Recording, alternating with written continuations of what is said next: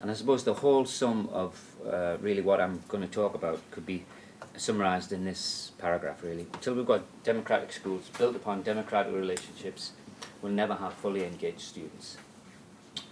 So that's it. Anybody got any questions? No, I'm only kidding. People have connected making schools accountable with children's ability to learn. And this is neatly, I hope the sound's working, because here's a little clip which shows how deep-rooted that is. This is. As yesterday's positive report card shows, children do learn when standards are high and results are measured. So that was the late George Bush saying that children do learn when standards are high and results are measured.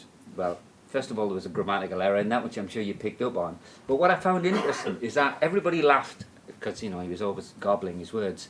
But nobody actually questioned the connection between children learning with standards being high and measuring results. If he'd stood up and said, you know, the way to lose weight is to weigh yourself regularly, people would have thought, well, that's stupid. We're not making schools accountable for the right kinds of things. If we're going to hold schools accountable, it should be for something that standardised tests do not and cannot measure, the creation of an environment that supports and enhances students' interest in learning. So the question around that is, how do you make that kind of environment? And I believe, as I started off by saying, that in order to do that, you've got to make schools much more democratic places, and the relationship between students and adults has got to be more democratic. What I want to talk about now really is an attempt, I suppose, that I've been involved in and still am involved in an initiative which takes place in one curriculum area, which is music. And I suppose what we've been trying to do is to create a more democratic framework for music learning.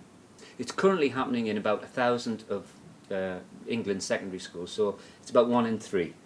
The way that it works is that it promotes what we call non-formal teaching, which is getting away from the idea that the teacher's at the front and is instructing students what to do.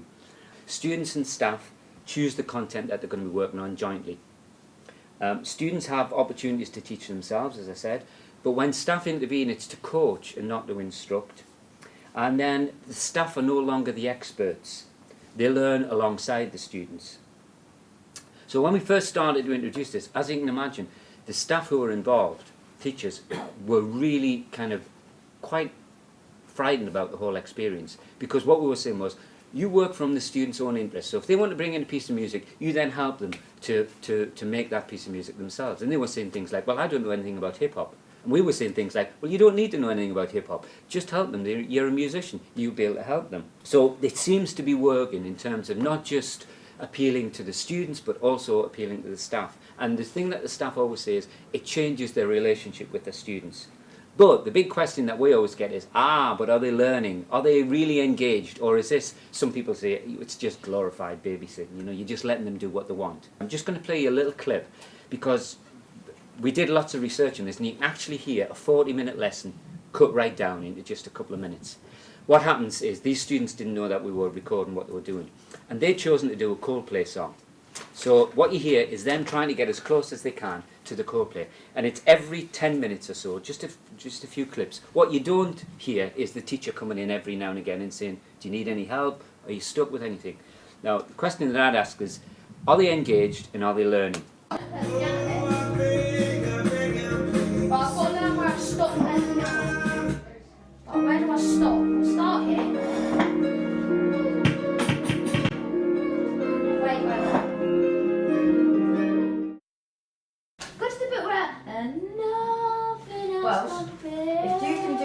Nothing else compares. I can do home home. Yeah, if I do all of that and you just do the home home.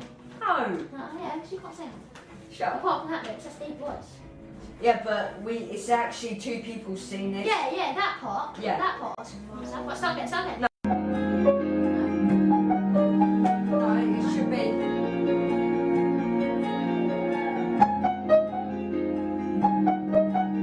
No, it's something go back. Right. 10 minutes later. Yes! Yes, Annie! Oh, we got it!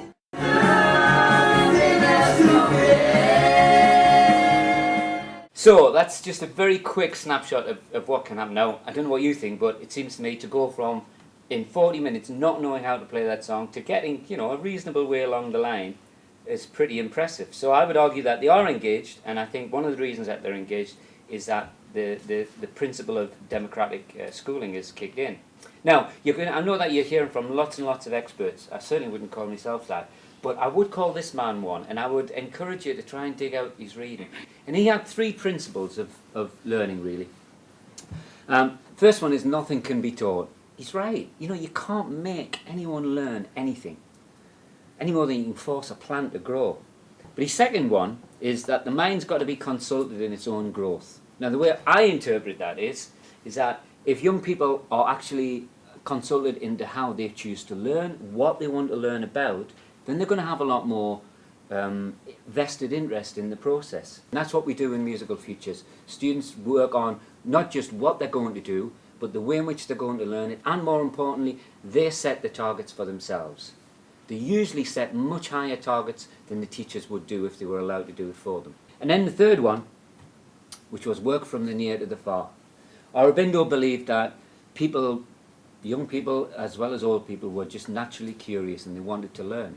So why not start with what excites them and what interests them? And that's again what we've done in Musical Futures. We might start with Coldplay or, you know, R. Kelly or whoever it is that they're particularly interested in.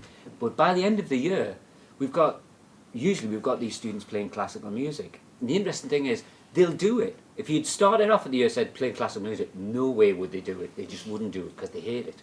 But they'll do it because they are owning the learning process. So they're willing to go very far in terms of where they started from. I think there's a sort of lack of trust from adults that when students are allowed to make their own choices, that they'll make the wrong choices. And that if we follow their interests and teach them the way that they learn, they won't achieve. I believe we should be concentrating on interest and what young people are interested in, because actually I think if you concentrate on the interest, the achievement usually follows anyway. If they won't learn the way we teach, can we teach the way that they learn?